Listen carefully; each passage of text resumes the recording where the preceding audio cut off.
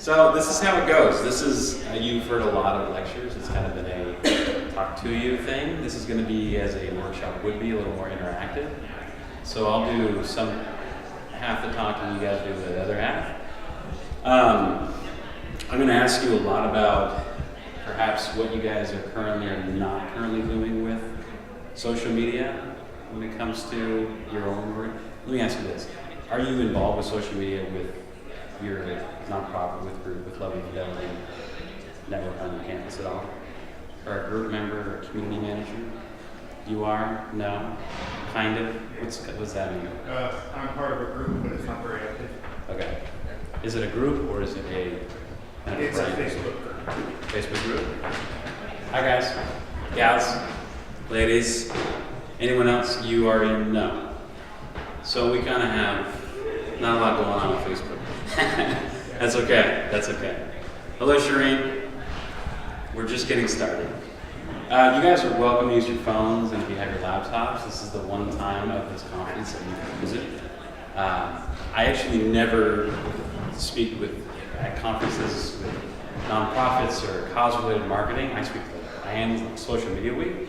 So when I look out into an audience, everyone's on a laptop or a phone. Like no one's looking at me at all. They're tweeting what I say, which makes me really nervous because what if I say a stat that's incorrect and the fact checkers are out there? But you guys are welcome to use this. And I do this with this smaller group. This might not be much of an issue, but that's my cell phone. You can text me a question. I always do that too. I won't embarrass you or say, who has the number here? And I'll delete it afterwards. I'm not going to text you later. Some would, but I won't. So if you have any questions throughout the entire presentation, just text me and I'll try and answer that. Or just raise your hand and I'll just ask. If you're on Twitter, feel free to follow me there too. For those that just walked in, are you guys have Facebook groups? You do. How's that going? Are you a community manager? Are you a group member? Are you active in the community? Group member. Okay. And where are you from? From Facebook. Okay. And you, sir, in the back? Same? Why don't you guys? What? You guys not like each other? Guys, get together, man. All right. So this is what Caitlin sent me about what you guys currently have as part of the larger Love and Fidelity Network. These are all the Facebook groups or pages, some of the websites that include some information, and of course the Twitter handle here. I looked through all of them, and yeah, there's a little work to be done. As far as, it's not obviously about more work, perhaps. It's more about engagement, and we have pretty low levels of engagement on there, and we'll talk about some ways we can actually increase that. Can I start with a quick story? This is my not car. When I was coming here to New York, I live in Manhattan on the Upper West Side, and with everything going on right now, I feel really guilty even being here. I'm literally like mobilizing some of the kids like in Harlem to go help in the Lower East Side and give people water and things via my phone as we speak. So I went to Hertz to rent a car to come out here for this conference yesterday. And I walked in and I was put on a long waiting list, even though I had a reservation. And Hertz said, Mike, I want you to wait about might have like an hour long wait, and then we should have a car for you. But know this, every car that does, guys, you can make noise. It's fine, just come. You're not worried about that. So when the cars do come in, whatever gas is in the car, that's all you get. So it's just kind of a hit or miss. And they said, you have a Ford Focus with 1/8 of the tank, and that gets you to Princeton. I said, that probably won't work. So I waited, and actually I waited an hour, and then I went out to lunch, and I came back 2 hours later. And as I walked in, they said, Mike, we have one car that's here. It's full tank of gas. We're not going to charge you anything extra for you to take this car. And I'm like, great, give it to me. And I walked out, and it's this car. And at first, and think of the timing on this. The timing on this is think of where I'll be driving through to get to Princeton from the Upper West Side of Manhattan in this. There's just kind of an overwhelming weird guilt feeling, right? It's like, what am I doing? And this certainly doesn't fit my personal brand. There's nothing wrong with a Mercedes-Benz, especially a newer one like this, but it doesn't fit quite me. So I took off, headed through the boroughs, and here I am. And so one of the things that I wanted to talk to you guys about is, I guess, kind of forget about your love and fidelity social networks that you have or don't have currently. Think about your personal use of social media. We'll talk a lot about Facebook. There's a lot of other ones. We'll kind of focus on Facebook for now. Is your online persona a little bit different than your real world persona? Yes or no? Not at all. What's different about it? I'm honest. You're pretty honest and straightforward. That's exactly who you are. So if I looked at your persona online on Facebook before I met you and I introduced myself, I would kind of get the same. Definitely. Very nice. Anyone different than that? Or do you agree? I'm much more careful about what I say online. Careful meaning an example. You know, if I make a statement, I want to make it, what I'm about, so, like if I post an article, I want that article to be very important to me because everyone I know is going to read it. It's not, I don't want to just post some article that I didn't read. Right. That I didn't find. Sure. Okay. I'm going to close this really fast.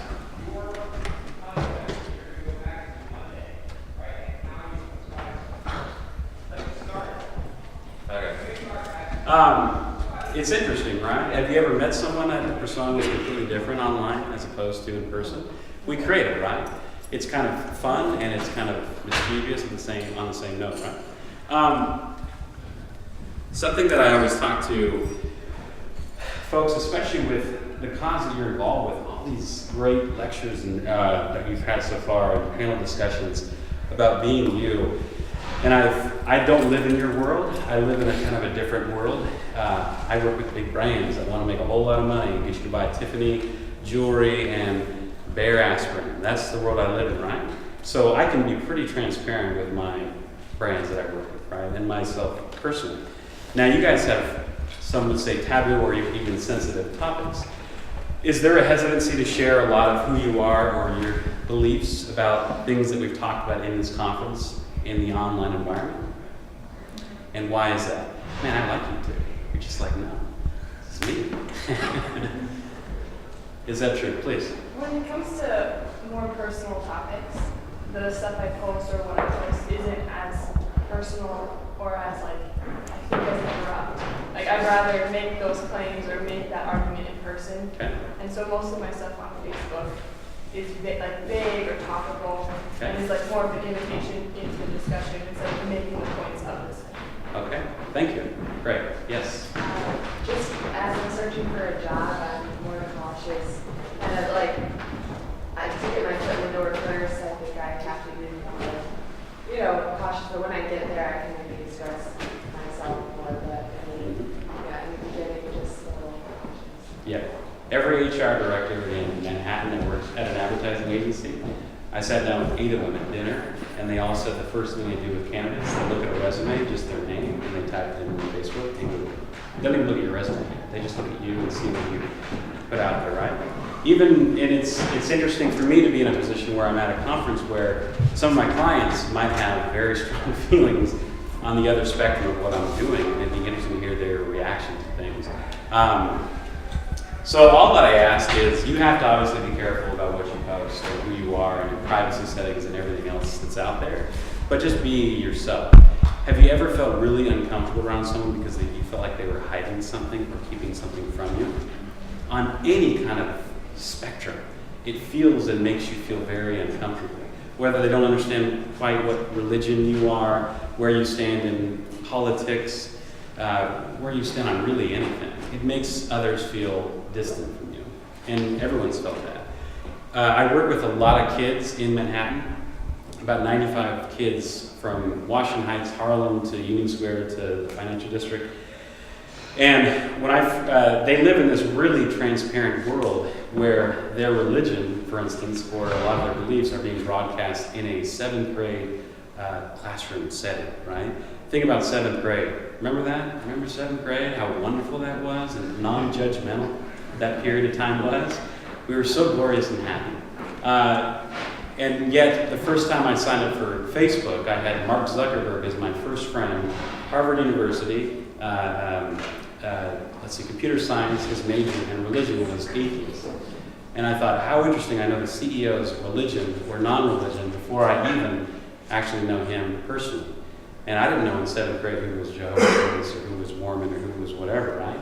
And now they're living in this world of utmost transparency. Our future president in 2050, 2070, whenever that is, will have to live with videos and pictures and images and comments they've made because now all this data and information is public. So we as a society either accept that or we still fight against that and say, no, Obama, you were smoking cigarettes back in college, or even worse, we saw President Bush drinking. I mean, it'll go to a whole nother level. So we as a society will kind of evolve and change. It'd be really interesting to see where it goes. So be you, whatever that means. Exercise. Can you write down for me 5 brands or causes that represent you?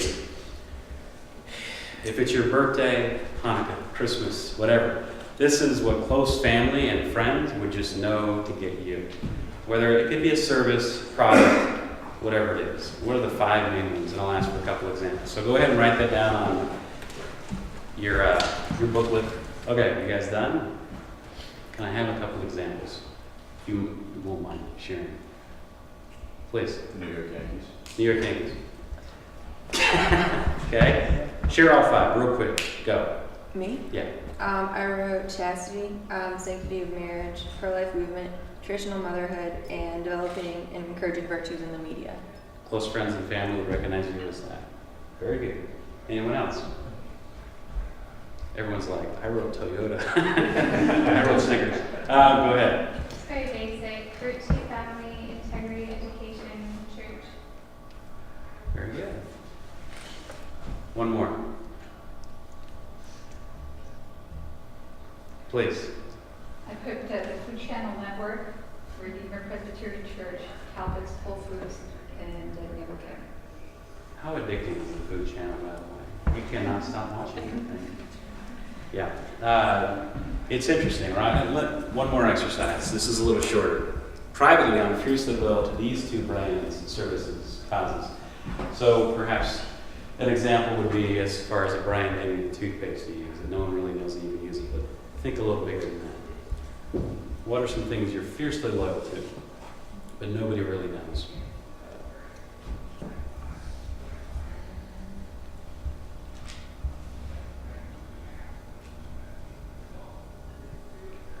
Do you have a question?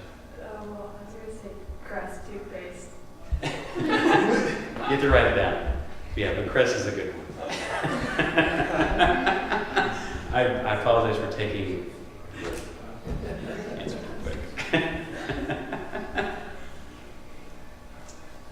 Yeah, toiletries is always the #1 answer, so I have to go.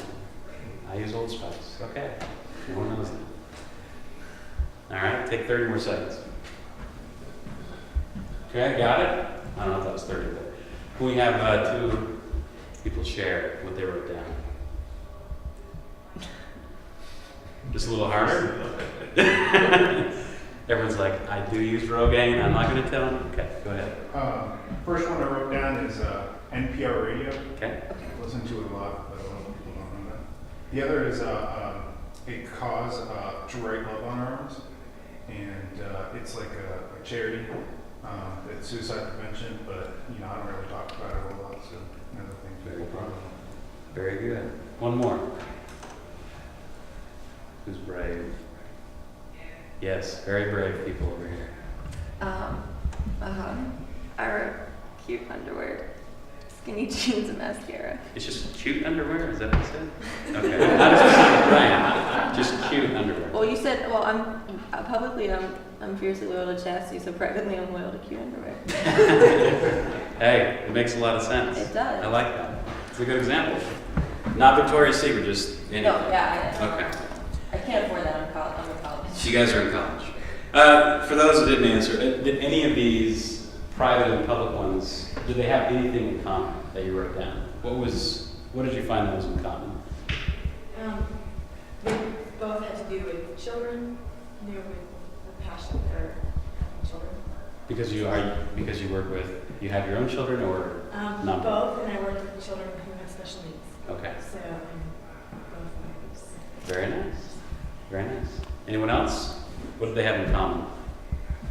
I guess you could have a vision in common, or purpose, or meaning. Mhm. Anyone else? Please, Doctor. In the religious values area, like there's a public expression, but then there's a sort of a private dedication. I think a particular association. And I sort of try to keep those a little separate because you can speak publicly one way, but the other is a bit too intimate. Yeah. And yet there's a definite commonality, one feeding the other. Absolutely. Do any of these brands know you exist, or services, or causes? I see some yeses and some nos. No. Victoria's Secret might not know you exist. Right? Unfortunately, they don't. Yeah. I can't reveal that information. Do they know that you are a brand ambassador? For those that have public products, services, and brands that they represent, do they know you're going around talking to people about you should have this, try this, be part of this, whatever? They have no idea, right? That is one of the key elements of why social media, for me, apply everything we talk about to what you do, because I don't know your world. Because I'll talk about what I know about brands and working with brands. When I'm sitting down with Bullfrog Sunscreen or Tiffany and Company and Bayer Aspirin, and we're talking about social media, and they're saying, here, Mike, here is a check to run with this thing, and build strategy and maintain this thing. The biggest hook for them is the fact they can know who in this room loves Bayer Aspirin and who are their brand ambassadors and who has a very high social influence.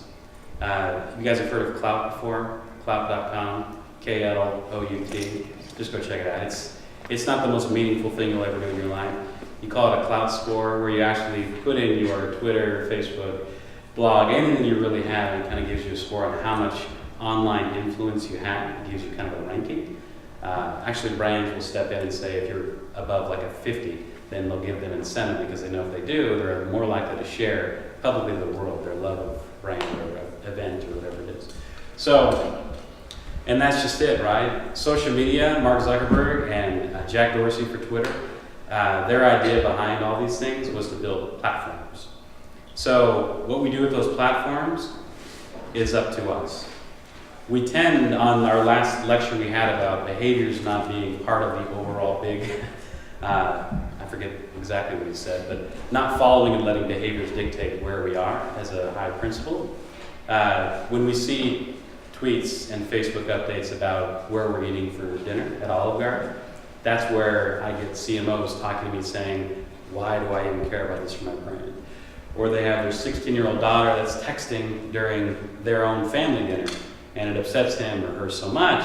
Mike, why would I invest in mobile marketing and social media when I see this? Everyone takes their personal experiences and disregard how this could actually affect overthrowing Egypt right now. How everything going on my phone and on my computer, about everything going on in New Jersey and the Lower East Side and parts of Connecticut with so many people are all being done in the cloud.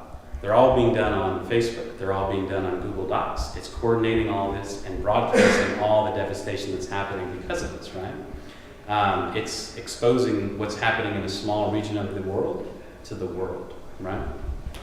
So, let me share with you the Micron pen. Does anybody have a Micron pen? I got a I keep moving. My favorite pens. I've used these for over 10 years. They have the best tip. It never runs out of ink. It flows nicely. There's various lengths and widths of tips they have. I tell everyone to get a Micron pen. Everyone I know. You buy them at Michael's, they're like $2 and whatever. Best pens you'll ever use. I use these for, on the side, I love drawing cartoons. I have since I was a kid, which makes me feel really good that I'm speaking at Princeton right now and I draw cartoons. I love how those worlds are colliding right now. I even, some of the articles that I write for different blogs, and I'm a contributing author for things, and Forbes is one where we'll actually use some of my cartoons for some of my articles. All brought to you by Micron Pens. The big issue with Micron is they have absolutely no social media presence. There's nowhere to go. Micron has no idea who I am. They have no idea what my clout score is, for instance. They have no idea how many people I've talked to about these things to incentivize me. They're not on Twitter, they're not on Facebook. There is not even a website for Micron pens. You can only find them in retailers, and it's left at that, right? So, what is Micron missing? What is the brand losing? That's my clout score, by the way. What is the brand losing, and what am I losing out of this? Maybe that's too basic of a question, but what is Micron losing? I've already answered it, actually. What's that, Doc? Massive exposure. Absolutely. Credibility, right? Me telling you that I love Micron pens means a lot more than Mike does, and a lot more than a website, or a lot more than a pen. I love that I can just pull that out. Right? By the way, don't get this dry clean and keep the pens in there. That'll ruin some suits, and that has happened. So, yes, we are addicted. Has anyone heard of nomophobia? You'll hear the next year, 2 years, this will become part of the psychology lexicon. So it is the anxiety that we feel when we don't have our mobile phones by us, lost at home when we're without it. So worldwide, this is not even a national stat, this is worldwide, 70% of all of us feel a little bit, at least a little bit of anxiety when we don't have our mobile devices with us. Does everyone agree with that? Do you suffer from nomophobia? All of us probably do, right? It is our mobile phones are an extension of our brain. They're holding everything in capacity there. And yes, we are oversharing and perhaps overviewing. The first thing we check in the morning is our phones. The last thing we check before we go to bed are our mobile phones. So smartphone users using a social network before bed. This is for the nation, for smartphone users, 63%. So we are constantly on these networks, and that's where our eyeballs are. So my question is about the content that's winning this war. So I've loved being a part of this conference and hearing some of the data and stats. And I've really been thinking about what I would share personally and professionally, as I'm sure you all are feeling kind of the same. Even though I don't represent a nonprofit, I don't work with Love and Fidelity, but I have my own beliefs and values, and I have quite a variety of different friends who could become my non-friends or closer friends, I don't know, really, really fast. And so that was kind of funny though, right? The orange filter, did you catch that? And it's hard to pick on the Jersey Shore when Jersey, when it's a mess right now. So what content is winning? I think we're craving the good. Let me ask you this question. I wrote this down. It was last night. Yes, here it is. Out of everything that's been shared at this conference, what is something you would post on Facebook that would be most intriguing and possibly embraced by a friend with a different lifestyle, i.e. sexually active, non-religious? Out of everything you've heard, great quotes, stats, data. Look, you can look through your notes if you need to. One of the speakers is in the room, so that's a lot of pressure right now to quote him. I mean, yeah.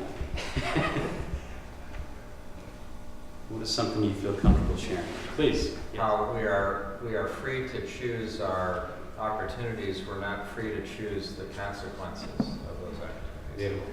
Yeah, Warren, he gave the example of asking the young woman how involved her husband, or I'm not sure if she said husband, but her significant other's mom is involved in her child's life, and she said, believe she's not involved, and then asking her if she would like to be involved in her grandchildren's life. I think those sorts of things are not as attacking and judgmental, and I don't think they would be perceived as much that way, because I think that the person that you're talking to will be thinking more about them and what they want and what they value, and how that isn't aligned with what they're doing, instead of thinking of how. So I think it helps them to realize their incongruities instead of the incongruities between the way that they're living and the way that you think that they should be living. Absolutely. Almost in an indirect way with the universal truth, right? And we can all apply what we learn. There's one more hand. You can sure Amy. Okay, so I've been tweeting, which is sort of new for me, but the people I've been tweeting to probably know these issues. So these quotes are more for them than they are for someone who wouldn't know about them. But if nature goes against your ideology, it might be time to change your ideology. That was a great one. The secret sauce in a good marriage is a covenant commitment. Just things like that. Very Quick good. ones. Very good. One more. These are actually very good. Anyone else have one they thought about? Please. Jay Boguszewski's, I haven't got the exact quote, but the idea is to me of listening and listening for the pain behind Yeah. that extreme reaction to and getting to that. Yeah. Do you think your friends in your personal network and perhaps the public could use these quotes today? Beyond all, think of all the content that's being viewed right now on Facebook, on Twitter, on Instagram, everywhere you see in the world. Do you think they could use that? And how offended would they be if you did actually post it? So think about that. Kind of, it's in my world, it's branded versus unbranded. It's indirect and direct marketing. It's for you guys to apply. You have one more comment? Go ahead, please. Yeah, just really quickly, I think that depending on how you approach it,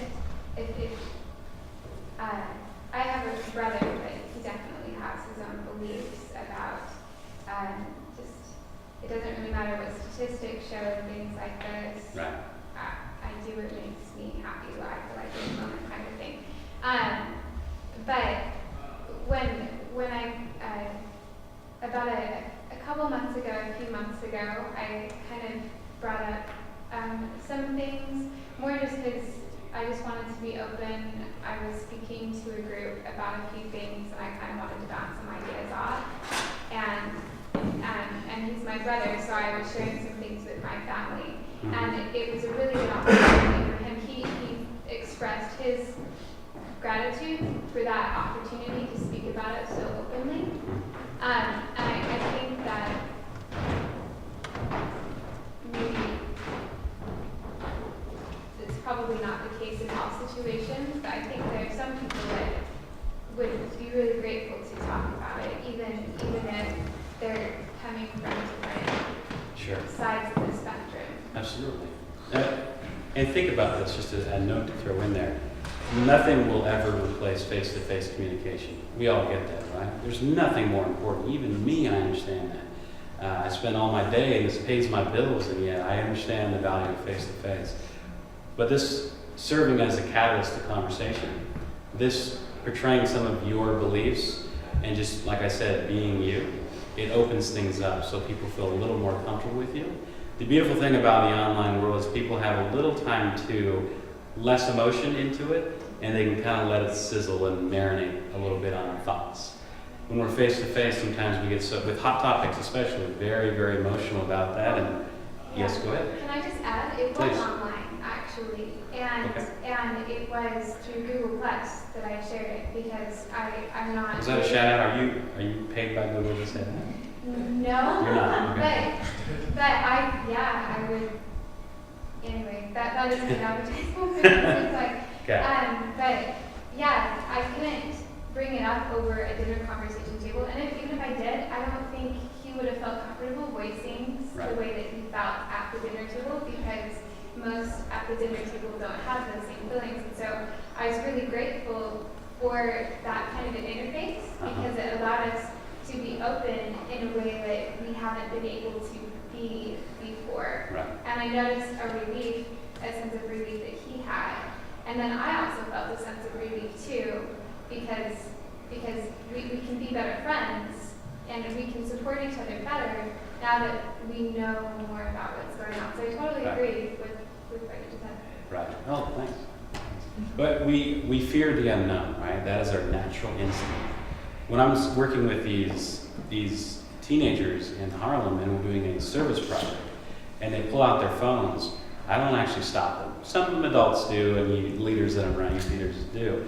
But when they're actually taking pictures and posting to Facebook, and now their own networks are seeing all the work that's being done, it gets them excited.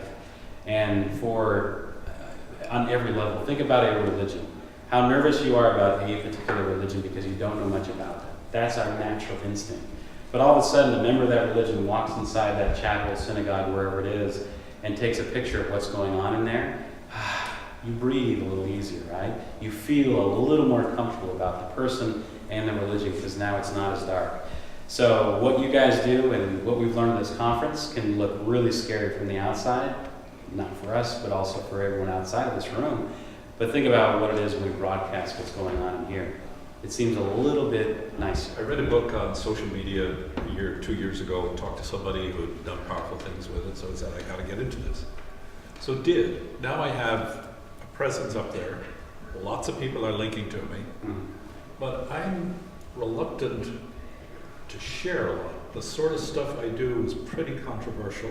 Sure. And I have a sense almost, I don't want to be sucked into controversy. I prefer to use this in a sort of a friendly way, and I'm afraid of going forward because I might get sucked into the negativity that's out there. And so that's the fear I have, and I'm not sure how to handle it to avoid that. No, it's great.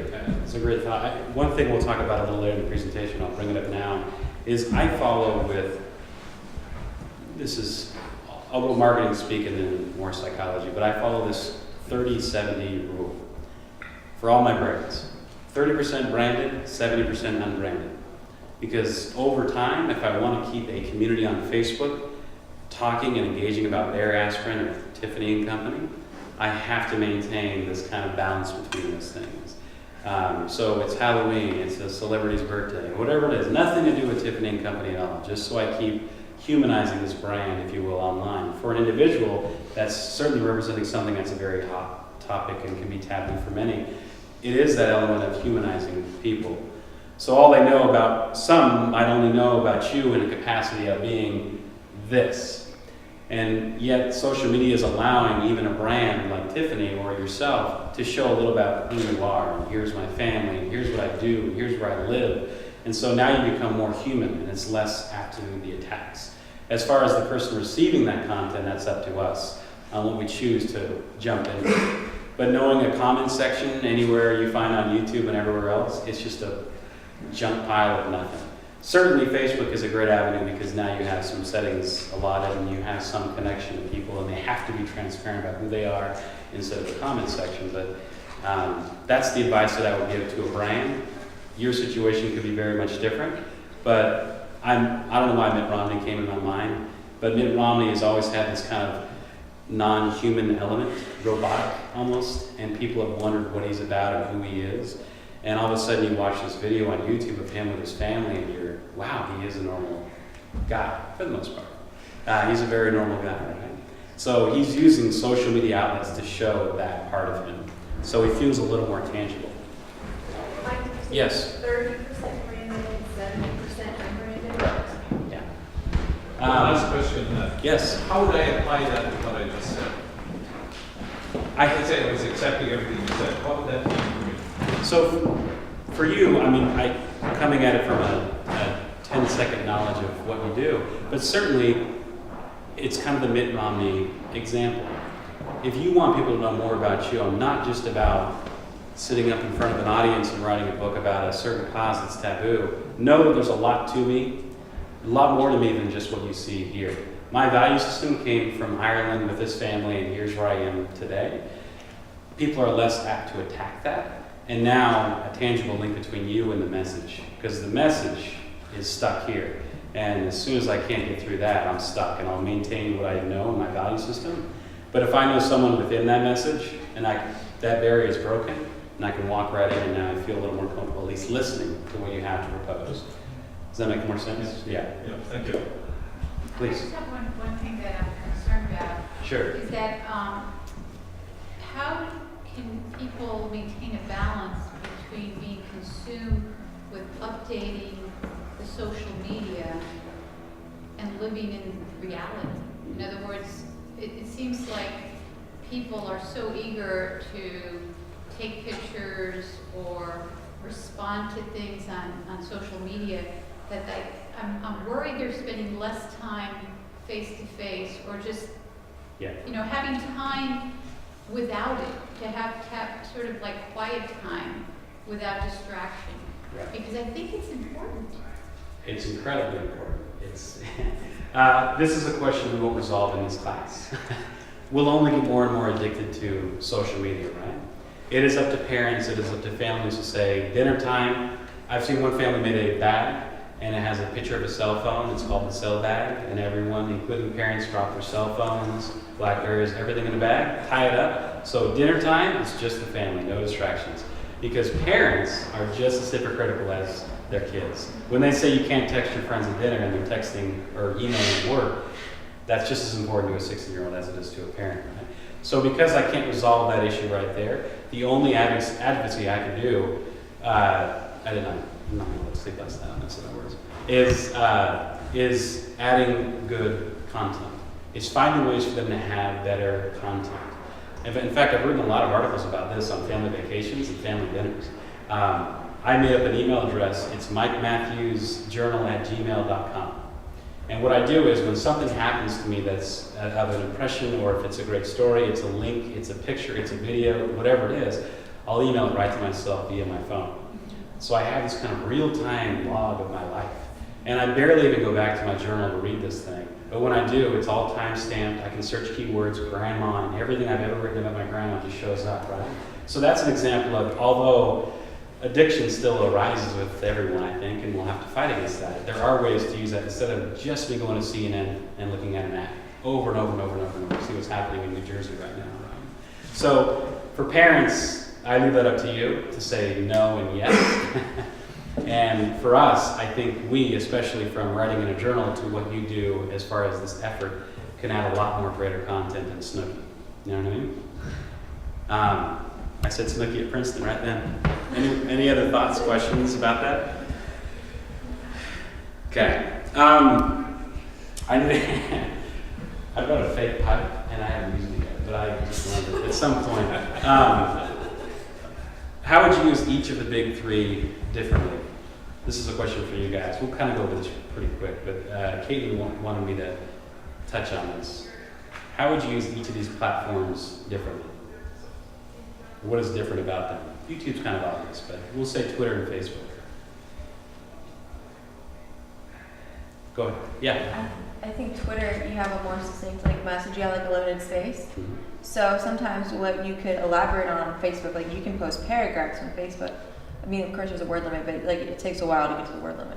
On Twitter, you only have a certain word limit. So you're either going to say something that's really concise, or you're going to say something that's really meaningful with the space that you have. Mm-hmm. Or on Facebook, you can just use all the space you want. And then obviously on YouTube, you're putting a face to the words. Right. It's not just wording, it's not just typing. If you are worried about necessarily your tweet or one of your Facebook updates being offensive to some people, watching the way you speak about it could come off a totally different way. And I think everybody's experienced that before. A post you put on Facebook or a text that you send, when you look at it just from that, a text value, you're reading it in the print, it has a totally different meaning from when you're seeing someone who's human and actually speaking and is passionate and vibrant about it. There's a difference there. Sure. And what is the difference between Facebook and Twitter as far as the audience? Go ahead. Sorry, what was the last one you said As far as the audience, who is seeing the comments and posts and links that you're putting on Facebook and Twitter? What's the difference between them?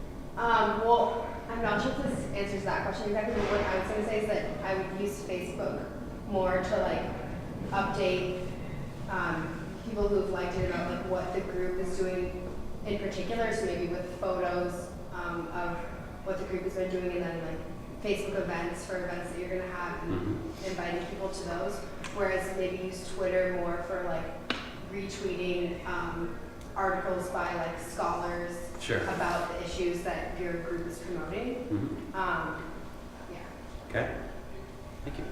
At a very basic level with these, Facebook, you have your privacy settings and you have your own personal network, right? So everything you post is part of that. Whereas Twitter is public domain. You can obviously protect your tweets, but no one actually really does that. I think 2% of people actually protect their tweets. So for gaining new and unknown members of your community, that's the way to do it. You're following the scholars, you're putting up a hashtag, whatever you need to do, but that's how you draw in new people. Because what people are doing out there, brands and thought leaders, they have their columns of keywords. So if you put in the keyword of fidelity, is that how you say it correctly? Fidelity? Yes. There's someone out there that's written a book on that particular topic that'll now retweet you or communicate or follow you back and that kind of thing, or anyone. So that's all what Twitter and Facebook, the big differences in the audiences. So this time is going to go really fast because we're going to know how to make a great Facebook post. You guys here are on Facebook. Most of the groups, as far as the Love and Fidelity Network, are using mainly this. There's only, I think, 1 or 2 different Twitter handles that I saw. Don't try and be everywhere, just be really, really good somewhere. Brand managers will come to me and say, Mike, I really want to jump in with, let's just list them, Foursquare, Instagram, YouTube, Facebook, Twitter. The list kind of goes on and on and on and on and on. And I'll say, awesome. And I just look at the dollar signs, this is going to be amazing. How much is your budget? It's $100,000 for a year. Okay, well, that's going to take a little bit more than that. This is for a brand, mind you. So I'll kind of keep them back to the focus on where the eyeballs are for their audience, and it'll end up right here most of the time. So on a shoestring budget, I want to give you guys a couple different ideas as far as branding and the content that you're posting on Facebook to really make it salient and engaging. The first is, and I'll use brand examples, so like I said earlier, try and apply these things, is finding the voice of your brand. I've seen everything and I've done everything for this, as far as I've had a CMO be the voice of social media for the brand, so it feels very personal. Dr. Pepper uses the actual can. The can becomes humanized, if you will. People love Dr. Pepper and they have a lot of affinity for that. This middle example is, she is the director of marketing at Bullfrog Sunscreen in Chattanooga, Tennessee. I created on the bottle of Bullfrog Sunscreen is a bullfrog. His name is Tad. Does anyone know Bullfrog in this room? If you're from the West Coast, a couple people do. They haven't advertised in like 20 years, and I took over their Facebook page, and they have these huge brand ambassadors. Old surfers that are now 40, 50 years old that just love talking about the brand. Tad, this bullfrog, became an actual person. He went from being the face and body model of Bullfrog to being the new social media director in Tennessee, using graphic design and whatnot. He's not a real person. And as he started working at this company, he still wears his sandals. He comes to meetings without his shirt sometimes, but everyone loves him. He's very endearing. So I'd actually take a video camera and I'd film employees at Bullfrog talking about Tad and his abs and how cool he is and that kind of thing. So the third example is, maybe, I don't know if anyone in this room, that's taken from one of the groups, so I don't know if anyone's up there, but is just that. His admin rights are given to a multitude of people, so everyone can kind of go nuts with it. But I would recommend having a very succinct voice on what that would look like. If it's not just you personally, but write that out in the values that person has, the tone, the language, everything above. So the social voice of your brand. Any questions about that? Next is visual. So this is Oreos. Oreos is a fine job. You can see down here, you see the date, their Oreos logo. They use always a white background in most of their posts that they use. You'll always know it's Oreo when it comes up on your wall, because they do stay consistent. So just think about, as far as from a visual perspective, using some of these very basic tools. These are all free. It's cost you nothing.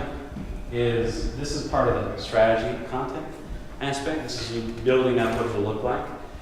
So regardless if you go on and graduate from college or a new community manager comes on board, you have this as your consistent brand. So choosing the color palette that you use, the frames that you use, the filters. This is Instagram. Flare is a great one. Font Squirrel, these are 100% free. Picking out the particular fonts that you have.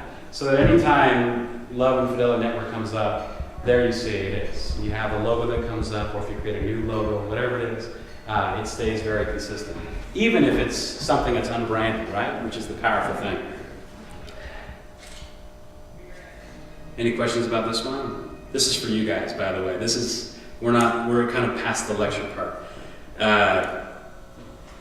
Another example for Bullfrog. This is what I do as far as setting up a schedule on content. As you'll notice, every Friday is a caption contest. These are the post category, the dates, post category, and then here's just kind of a brief. I do a lot of graphics with these, but what the content will involve. So caption contest every Friday, they get free products, and I have a nice cartoon or an image that comes up. And the community relies on that. That's what they're looking forward to. They know on Friday that's what they're going to receive. And it's important because you don't want to get too carried away with how much you post, because then someone can obviously unlike you, or that doesn't happen a lot. They unsubscribe from you and you no longer show up in the feed. So setting up a very, very basic, this is using Excel spreadsheets, content calendar. So that's part of the branding aspect. Now let's get directly into the content. If you write via text at post on Facebook, there's not a lot you can do with that. You can comment on that.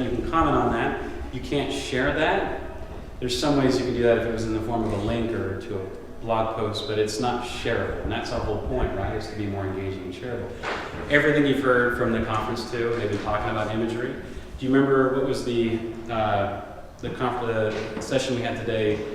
The lady that spoke in her red background PowerPoint, and she had very basic images and text that came up. Wasn't that gorgeous and beautiful and awesome? I mean, I try and avoid as much text as possible on these presentations, as you can tell, because now you can kind of focus on me and this is just enhancing things, hopefully. The same is true for especially a very fickle Facebook community, right? We only take very brief seconds to look at things, and imagery is reaching more senses than one. So if you use a video, there's a 20% chance, more likelihood they'll actually view it. And then for pictures, 30%. That's more likely to share, to comment, to like. So wherever you can, take out as much text as humanly possible. So think about if you were to take a quote from this conference and just put it in text in quotations, or if you were to take the image of the actual speaker and using Font Squirrel, you have your own dedicated font that shows up next to that, how much more reach that now has, and more likely people are to share that. And personal, really. The next is, have you guys heard of infographics? Infographics, it'll almost become an annoyance, it'll be everything. Infographics is now where you are promoting data or something more complex and using imagery to share that story. So I'm going to show you just like 3 maybe examples. These were tweets from the last World Series. How many were coming from Detroit and San Francisco using these keywords. So it uses a baseball and just kind of shows you what this looks like. Another one is, this one just came out showing iPhone and Android users by state. And so the stat at the very bottom, it says 70% of the most active iPhone states vote Democrat, and 7% on Android vote Republican. And so it's a nice image that was shareable all over the internet. In fact, I saw this several different times. So the stat that I have is that 12% of your overall traffic to Facebook, as well as actually websites or blogs, will increase if you use infographics instead of text. Okay? Last one. Which are the most social colleges? I put this one on just because we are at a college. It just kind of shows, is anyone on here? Do we have any Harvard, LSU people? Where else do we have? Stanford, Drake? No? Princeton, you need to step it up a little bit, guys. A little bit? Okay. So, we already talked about the 30-70 rule. 30% being unbranded. 30% being branded and 70% being unbranded. The next is how to create a creative conversation. This is from one of my competitors who I love having as a competitor. This is a public video, isn't it? Okay. This is from Coppertone. I don't compete with them at all. The question they ask on Facebook is, citrus reminds us of summer. What's your favorite tangy fruit? And a picture of of citrus. It's great they use an image to supplement this text. What do you find wrong with this? I won't even say what's right with this. What do you find wrong with this? Please. Absolutely nothing to do with it. Okay. Nothing to do is on screen? Okay, go ahead. It's like a one-word answer. One word answer, yes or no, or they say whatever the person's they enjoy. Okay, anyone else? These are great answers. Feels a little impersonal, does it not? Here we are as a brand on, Coppertone spends a lot of money. I won't say how much, but I know. A lot of money on Facebook. And this is a conversation that a big brand would have with you as a consumer, right? Very impersonal, right? Feels very much like that. These open-ended questions that brands constantly use, and it just is shooting them in the foot when it comes to content. That's not the way that someone would talk to you face to face, and one-to-one is the way that these social media outlets are supposed to be done. So avoid the open-ended questions. Links. Caitlin's not here, so she left. I gave her a hard time about using links. If you've seen the Love and Fidelity Network on Facebook, the past month, it's been talking about all the speakers that would be here for this conference, but none were linked. Not a lot were linked. There was a couple that were linked. But even myself was just my name, Mike Matthews, instead of putting that @ symbol and then including my name. And so now we kind of build, and it shows up on my profile, and now my network gets exposed to what this is. So wherever you can find a link, please do. Yes, please. Links to Facebook? I'll say links to everything. As far as linking them, yes, to the Facebook network or person that it is. Or websites or whatever. Yeah, and one example would be what I do with the caption contest for Bullfrog Sunscreen on Fridays is what I used to do that my client came back and said, why are you doing this? Is I would say free bottle of Mosquito Coast and free bumper stickers or whatever to whoever has the best caption of this image right here. And that was it. And so people wouldn't make a lot of commentary. I had at least 2,000 people going in and doing captions, and people were voting on it. It was very fun and engaging. And what I forgot to include was a link to the product. So at least they could go back to the web and at least see what that product is, and now I'm driving traffic back to their brand.com webpage. So wherever links are most appropriate. But I put all that work and effort into building this huge, engaging conversation about a caption, and yet I wasn't driving traffic back to what the product was. I wasn't selling. So, okay? Good questions. And here's, if you haven't used Bitly, you guys have used Bitly, you've seen URLs that go on for 3 lines, 4 lines, 5 lines, and it exhausts you when you look at that. So use Bitly, there's many, but this is the one that I use mainly. If you plug in any URL in here, it'll just shorten it. So it goes down to about 12 different characters, and now it fits into tweets, and now it fits into Facebook posts, and so it's not as annoying. You guys have seen that, right? Oh, it looks exhausting. All right. One of the free platforms I would mention is TweetDeck. This is what I use.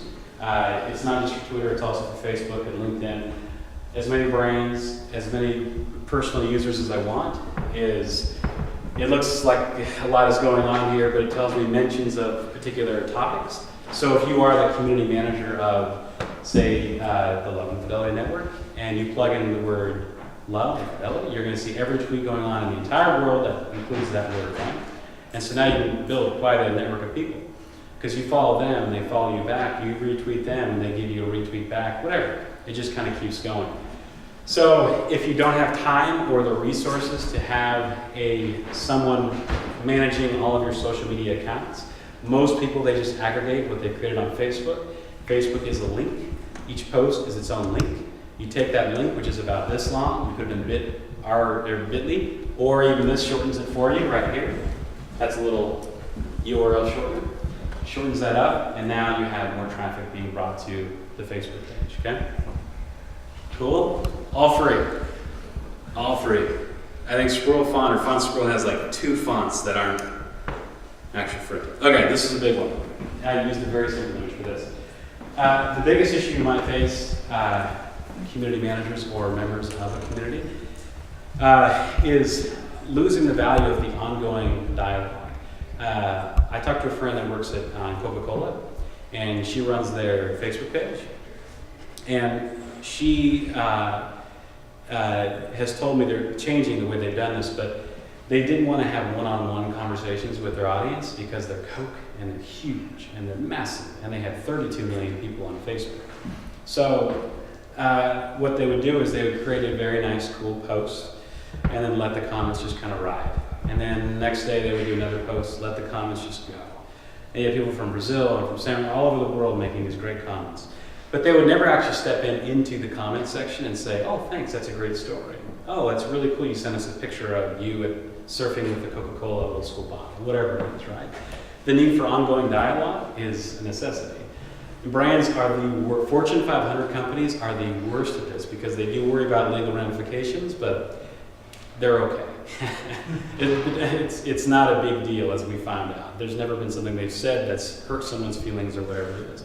It's mainly supporting the community. If I reach out to you as a big brand and you actually make a comment or give me a story back and I say nothing about that, guess what you're going to do over time with the brand? It's like, well, guess what, Micron Pens, I'm out of here, right? So that's the idea. So when you do have things coming through, keep the conversation rolling, even if the post is a week, 2 weeks, 3 weeks out.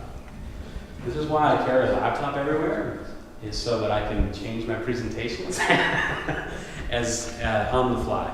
So Dr. Fagan, who was fantastic, inspired me last night, and he was also a member of our class today, which is totally coincidental, and I love that. He said, have you ever been motivated by social science? I have not.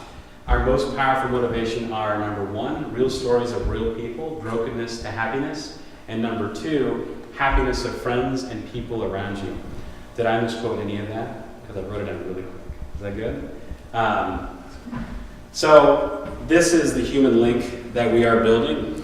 This is something more than the data that we've received from this conference and great quotes and other things like that. You matter much, much more. The message of what you have to share has to come through you and not through any other resource. I mean, who thought last night, if I could take, well, any of these speakers, but including the man in the back, my friends that have issues with what I believe or my value system, can I just bring this doctor from Ireland and come just sit down with you at dinner and you just talk to him? Do you think that would have more impact or less impact with you being honest and about your value system and respectful of their own opinions over time? What do you think will be more impactful? You. Always you. It's always about you.